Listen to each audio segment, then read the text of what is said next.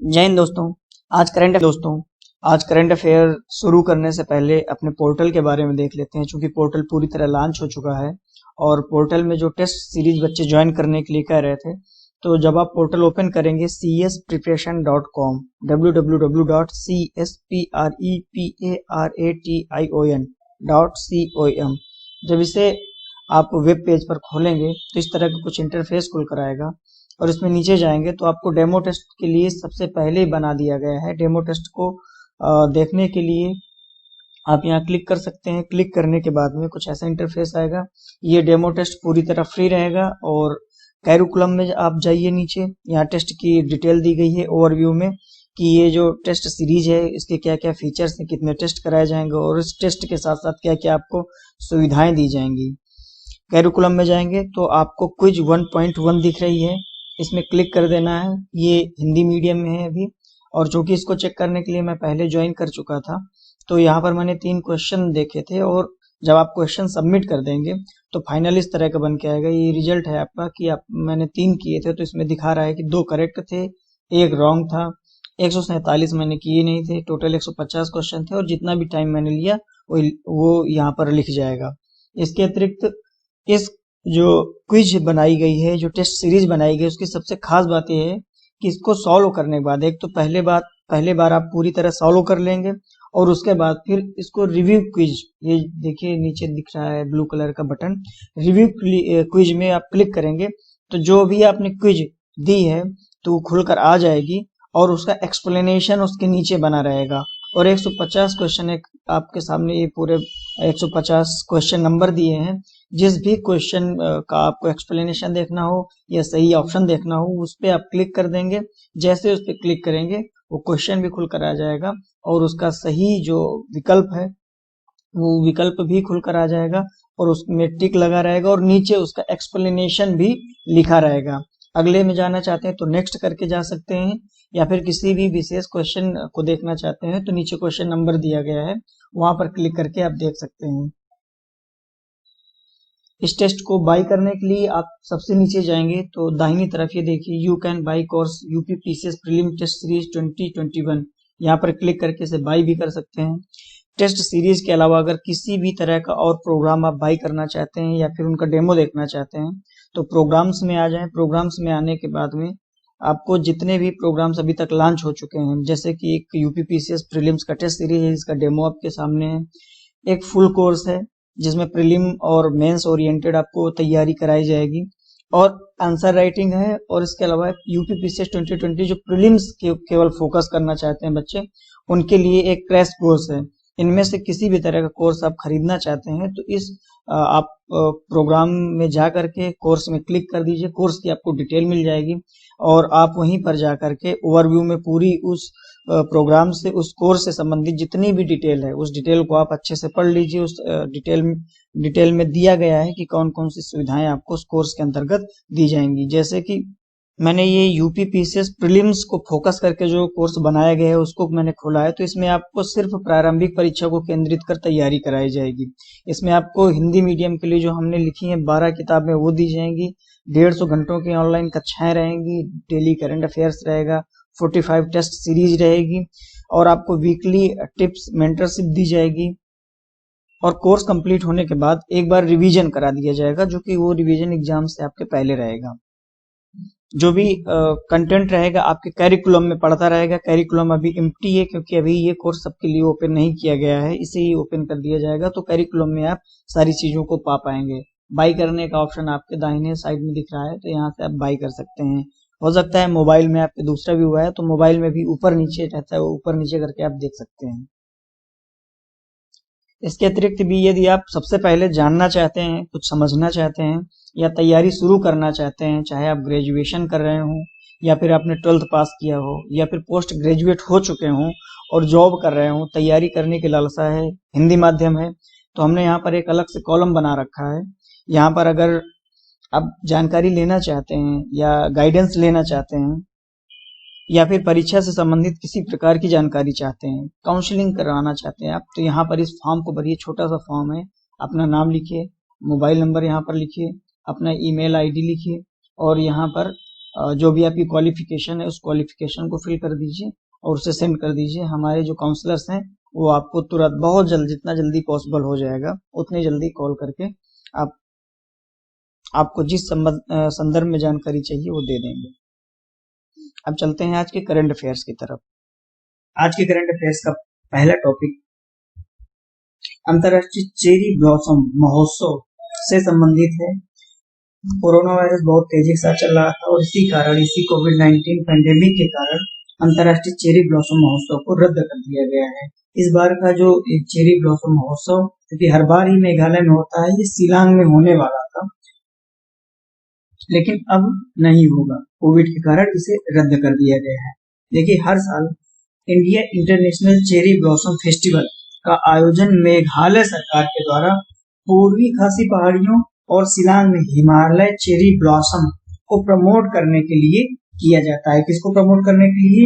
Cherry blossom को promote करने के लिए, इसी के संवर्धन के लिए इस चेरी ब्लॉसम महोत्सव, चेरी ब्लॉसम फेस्टिवल का आयोजन किया जाता है। और इस फेस्टिवल में fitness, art, fashion show, rock concert और तमाम ऐसी प्रतियोगिताओं का आयोजन किया जाता है जिससे आपसी तालमेल यानी कि कम्युनिकेशन बेहतर बने।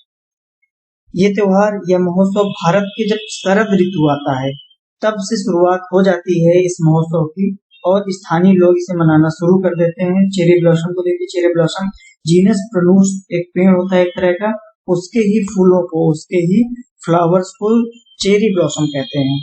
मेघालय में मनाया जाता है त्योहार। मेघालय के बारे में थोड़ा सा देखते हैं। मेघालय सभी लोग जानते हैं, जो नॉर्थ ईस्ट के राज्य हैं उन राज्यों में से एक राज्य है। और ये देखिए मेघालय कहाँ पर है, मैप में थोड़ा सा देख लेते हैं। ऐसे मैप है और यहाँ पर मेघालय है। ऐसे मेघालय के अगर उत्तर और उत्तर पूर्व की बात की जाए तो ये देखिए ऊपर उत्तर और उत्तर पूर्व यानी कि नॉर्थ और नॉर्थ ईस्ट में असम है। और अगर नीचे की बात करें यानी कि साउथ, दक्षिण और साउथ ईस्ट, वेस्ट में, साउथ वेस्ट, ये यहाँ पर ये बांग्लादेश है। जहां पर मैंने साउथ वेस्ट और साउथ लिखा है, या बांग्लादेश है। यानी कि मेघालय के ऊपर देखेंगे उत्तर और उत्तर पूर्व में तो असम है, और बांग्लादेश नीचे की तरफ है जो कि दक्षिण और दक्षिण पश्चिम में, यानी मेघालय दक्षिण पश्चिम में घिरा हुआ है बांग्लादेश से, और उत्तर पूर्व में घिरा हुआ है असम से। तो याद रखिएगा ये असम है, मेघालय ये है, और नीचे बांग्लादेश घिरा हुआ है। राजधानी इसकी सभी को पता होगा, मेघालय की राजधानी शिलांग है। राज्यपाल के बारे में आप ये फैक्ट लिख लीजिएगा, नोट लगातार मैं कह रहा हूँ, नोट लगातार बनाते रहिए। राज्यपाल सत्यपाल मलिक हैं और मुख्यमंत्री कांडाड संगमान। अब चलते हैं अगले टॉपिक की तरफ। अगला टॉपिक देखिए, पाकिस्तान में एक हिंदू मंदिर खोजा गया, बहुत पुराना, लगभग 1300 साल पुराना मंदिर पाकिस्तान में खोजा गया है।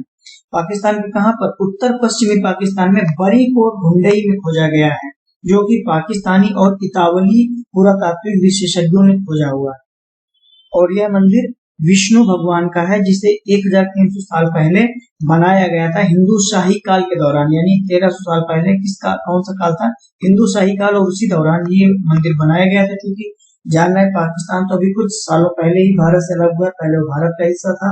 तो भारत में जब हिंदू शाही काल चल रहा था तो उस दौरान ये मंदिर बनाया गया। भगवान विष्णु का मंदिर, याद रखिएगा। हिंदू शाही या काबुल शाही, जिसे 850 से 1026 ईस्वी के दौरान देखा जा सकता है, ये एक हिंदू राजवंश था। इसने पूर्वी अफगानिस्तान में काबुल घाटी, जिसे आधुनिक पाकिस्तान में गंधार के नाम से जानते हैं, और वर्तमान में उत्तरी पश्चिमी भारत पर शासन किया था। इसमें जो की पॉइंट्स याद रखने वाले वो ये है कि जो मंदिर खोजा गया पाकिस्तान में वो 1300 साल पुराना है। और किसका मंदिर है? भगवान विष्णु का मंदिर है। और ये 850 से 1026 के बीच में जो हिंदू शाही या काबुल शाही, एक हिंदू राजवंश था जिसने अफगानिस्तान में काबुल घाटी, पाकिस्तान में गांधार और उत्तरी पश्चिमी भारत पर शासन किया था, उन्होंने ही, उनके ही समय काल के दौरान का बना हुआ ये मंदिर है। और जो पुरातात्विक थे जिन्होंने इसको खोजा है, उन्हें छावनी और गुम्मट के निशान मिले हैं इस मंदिर के पास। पूजा से पहले स्नान के लिए इस्तेमाल की जाने वाली पानी की टंकी भी पुरातात्विदों को उसी मंदिर के पास मिली है। ये मेंस के लिए बहुत ज्यादा आवश्यक है। इस टॉपिक को बहुत बढ़िया से, इस करंट अफेयर को बहुत बढ़िया से नोट बना लें, क्योंकि मेंस में इसी टाइप के ही करंट अफेयर से संबंधित और आपके आर्ट एंड कल्चर से जुड़ी हुई चीजों को वो पूछ लेता है और उस पर आप अच्छा आंसर नहीं लिख पाते हैं। और इसका जो सबसे बड़ा रीजन है वो ये है कि आपके पास सही सटीक जानकारी का ना होना। आप इधर उधर लिखते हैं और इधर उधर लिखने से नंबर आपको नहीं मिलेगा। अब देखिए, हिंदू शाही काल के निशान स्वात जिले में पहली बार मिले हैं। यह 1000 साल पुराने पुरातात्विक स्थलों और बौद्ध धर्म के कई पूजा स्थलों का घर है। यानी इस पूजा स्थल में बौद्ध धर्म के भी कुछ चिन्ह मिले हैं। ये मंदिर स्वात जिले में खोजे गए घाघरा सभ्यता के का पहला मंदिर है, जहां पर इस मंदिर की खोज हुई है पाकिस्तान में। ये देखिए, पाकिस्तान का मैप कुछ ऐसे बना हुआ है। मैप बनाते रहिए लगातार आप, ऐसे करके है पाकिस्तान का मैप। और ये जो स्वात जिला है, ये देखिए यहाँ पर है, ये स्वात जिला यहाँ पर है। और यहीं पर ये पूरा का पूरा एरिया लगता है खैबर पख्तूनख्वा का, और यहीं पर है स्वात जिला। और इसी स्वात जिले में ही बारीकोट शहर है। इसी बारीकोट शहर में ही ये मंदिर मिला है। तो आप मैप बना करके इसको पॉइंट आउट कर देंगे कि स्वात में बारीकोट में मंदिर मिला है। और ये खैबर पख्तूनख्वा, ये जो एरिया है खैबर पख्तूनख्वा का, यहाँ पर तो नंबर समझिए बहुत अच्छा मिल जाएगा। आप चलते हैं अगले टॉपिक की तरफ। अगला टॉपिक मेघालय में जो चमकते हुए मशरूम उनसे संबंधित है। मेघालय के पूर्वी खासी हिल्स में, क्योंकि मेघालय से संबंधित अभी एक पहले और करंट अफेयर आ चुका है, क्योंकि मेघालय का एक त्योहार था। आप कमेंट बॉक्स में फटाफट बताते रहिए। तो मेघालय के जो पूर्वी खासी हिल्स में पूर्वी खासी हिल्स है, वहां मशरूम की एक नई प्रकार की प्रजाति मिली है। और ये प्रजाति की खास बात क्या है, ये देखिए मशरूम इस टाइप का होता है। इस प्रजाति की खास बात ये है कि ये प्रकाश का उत्सर्जन करता है। ये क्या है, ये जैव संदीप्ति का लक्षण है। ये दुनिया में 97 ज्ञात जैव संदीप्त कवक में से एक है। क्योंकि मशरूम क्या है, मशरूम तो एक प्रकार का कवक है। और ये जो मेघालय में मशरूम पाया गया, ये कौन सा कवक है, ये एक प्रकार का जैव संदीप्त है। जैव संदीप्त अर्थ है कि ये रोशनी का उत्सर्जन करता है। बिल्कुल कैसे, जैसे जुगनू करता है वैसे ही ये रोशनी को निकालता है, प्रसारित करता है।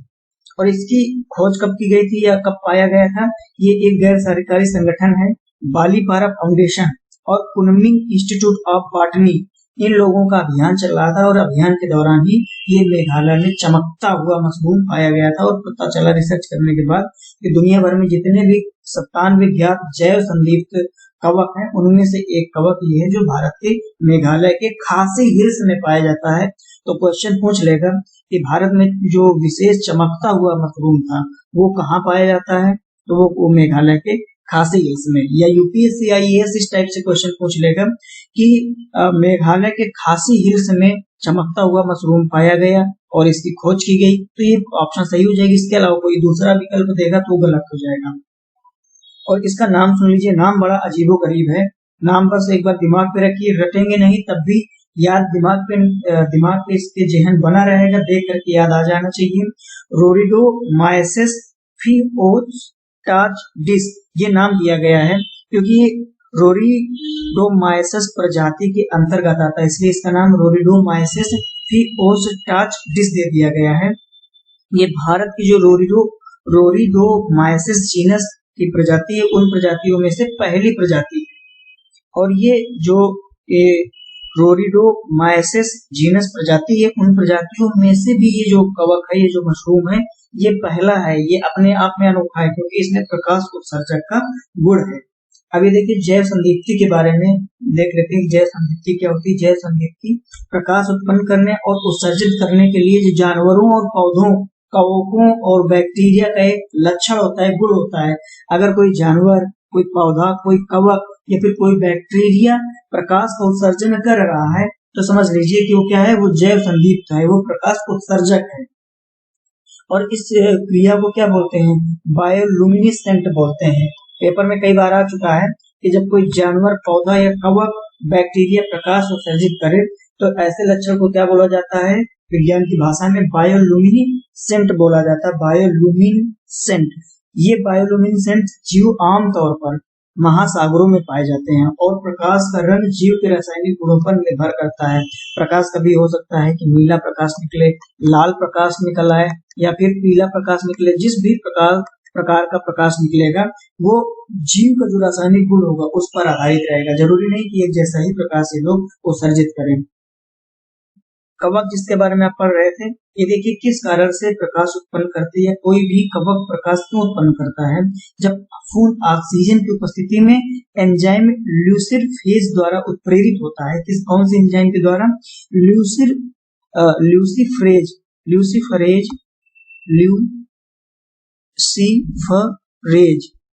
हाँ, ये देखिए लिखा भी है, ल्यूसिफरेज के द्वारा उत्प्रेरित होता है तो कवक प्रकाश उत्पन्न करता है। तो ऑप्शन आ जाए कभी या फिर प्रश्न में आ जाए कि कवक प्रकाश कब उत्पन्न करता है या जैव संदिग्ध कब होता है? जब फफूंद ऑक्सीजन की उपस्थिति में एंजाइम ल्यूसिफरेज के द्वारा उत्प्रेरित होता है, तब कवक प्रकाश उत्पन्न करने लगता है। अब कई रीजन है जिसके आधार पे ये कहा जाता है कि जीव ये प्रकाश उत्सर्जन क्यों करते हैं। तो खुद को मृत्यु से बचाने के लिए, दूसरे कीटों को आकर्षित करने के लिए ये लोग प्रकाश का उत्सर्जन करते हैं। अब चलते हैं अगले टॉपिक की तरफ। अगला टॉपिक सिम्बैक्स 20 और सिटमैक्स 20 के बारे में है। SIMBEX सिम्बैक्स 20 और SITMEX सिटमैक्स 20 के बारे में है। ये जो देखिए सिम्बैक्स है Singapore India marine bilateral exercise, ये सिंगापुर और भारत के बीच का एक द्विपक्षीय अभ्यास है जो कि हर वर्ष आयोजित किया जाता है। और इसका आयोजन, सिम्बैक्स का आयोजन 1994 से लगातार किया जा रहा है।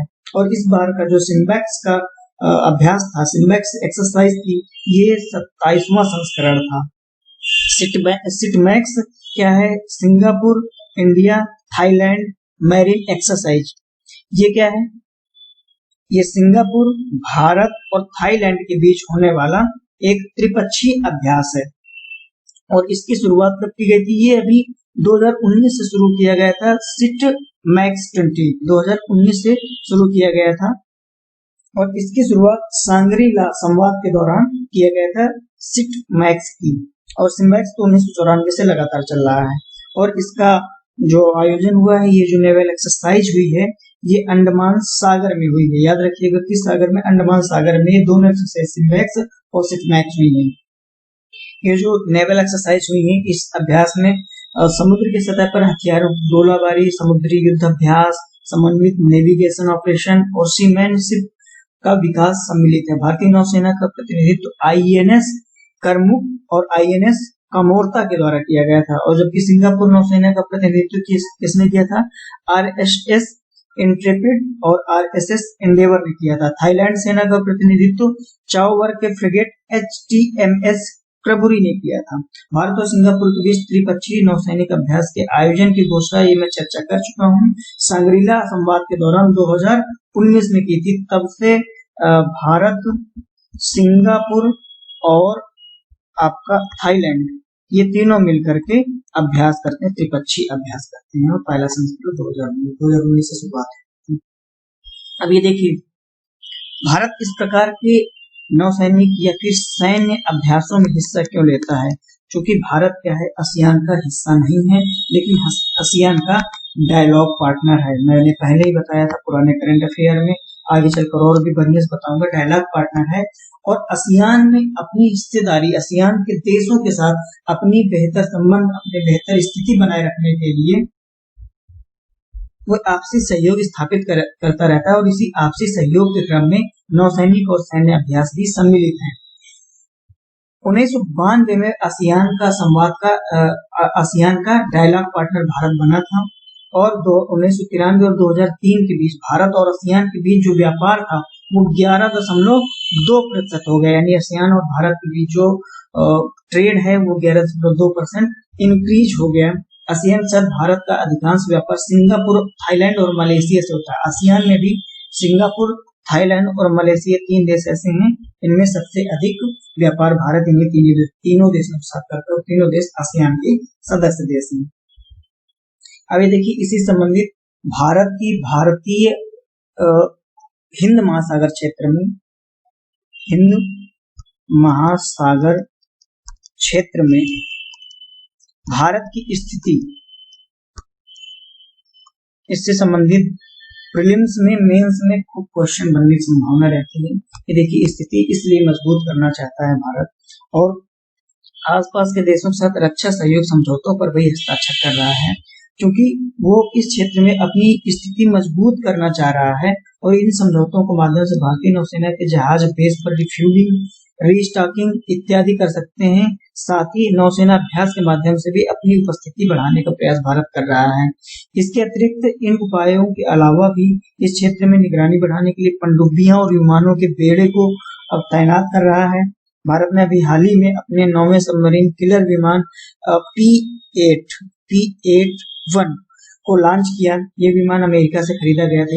याद रखिएगा, सबमरीन किलर विमान है भारत का P-8, इसको अमेरिका से खरीदा गया था। सैन्य अभ्यास के अलावा भारत क्वाड ग्रुपिंग के तहत अपने प्रयासों को बढ़ा रहा है और वर्तमान समूह के सदस्यों में भारत, संयुक्त राज्य अमेरिका, ऑस्ट्रेलिया और जापान शामिल हैं। इन देशों ने हाल ही में आयोजित विदेश मंत्रियों के शिखर सम्मेलन में एक स्वतंत्र और खुले हिंद प्रशांत क्षेत्र का आह्वान किया है, क्योंकि इस क्षेत्र में चीन अपनी उपस्थिति दर्ज करा रहा है और संप्रभुता कर उल्लंघन के आरोप कई देशों के द्वारा चीन पर लगाए जाते रहे हैं। और इस क्षेत्र में अगर चीन ने अपना प्रभुत्व स्थापित कर लिया तो भारत की ये रणनीतिक स्थिति के लिए बहुत ही समस्या वाली बात हो जाएगी। और यदि इस क्षेत्र में चीन ने अपना प्रभुत्व स्थापित कर लिया तो भारत के न केवल रक्षा से संबंधित चुनौतियां हैं, बल्कि व्यापारिक और अन्य देशों के साथ जो मैत्रीपूर्ण संबंध है उनमें भी दरार आ जाएगी। तो इस कारण से भारत इस क्षेत्र में चीन से ज्यादा अपनी उपस्थिति दर्ज कराना चाहता है और इसलिए ये तमाम तरह के प्रयास कर रहा है कि तमाम तरह के रक्षा सहयोग कर रहा है, तमाम तरह के सैन्य अभ्यास कर रहा है, तमाम तरह के नौसैनिक अभ्यास कर रहा है, हथियारों की खरीद फरोख्त कर रहा है और तमाम तरह के क्वाड जैसे ग्रुपों में सम्मिलित हो रहा है। क्वाड के बारे में बस अब इतना ही जानिए कि क्वाड में भारत, संयुक्त राज्य अमेरिका, ऑस्ट्रेलिया और जापान मिल करके आपसी सहयोग को बढ़ावा देते हैं। अंतरराष्ट्रीय संगठनों को जब पढ़ेंगे तो और बेहतर ढंग से सारे संगठनों को पढ़ लेंगे। करंट अफेयर का नोट्स हमेशा बनाते रहिए, लगातार कह रहा हूँ, लगातार बनाते रहिए। नोट्स बनाते रहेंगे तो मेंस के एग्जाम में आपको बहुत ज्यादा सहायता मिलेगी। मेंस का चूंकि एग्जाम आपका प्रीलिम्स का, देखिए प्रीलिम्स का यूपी पीसीएस का आराम से आपका निकल सकता है, लेकिन अब मेंस में आपको लिखना है और लिखने के लिए आपके पास पर्याप्त कंटेंट होना चाहिए और वो कंटेंट दमदार होना चाहिए। ऐसा कंटेंट होना चाहिए जब आप लिखें तो उस प्रश्न के अनुरूप ही रहे। तो इसलिए नोट्स जरूर बनाते रहिए ताकि करंट से रिलेटेड जो भी टॉपिक हैं तो उनमें आप ना चूकें। और स्टैटिक पोर्शन के लिए आपके सामने मैं सारी चीजों को लेकर आ ही रहा हूँ। लगातार आप साथ में बने रहिए। साथ में बने रहेंगे तो निश्चित तौर पर आप सफल होंगे, आईएएस, प्रॉपर आईएएस बनेंगे, प्रॉपर पीसीएस में आपका सिलेक्शन होगा। मेरी शुभकामनाएं हमेशा आपके साथ है। आज की क्लास में बस इतना ही, फिर मिलते हैं अगले दिन। जय हिंद।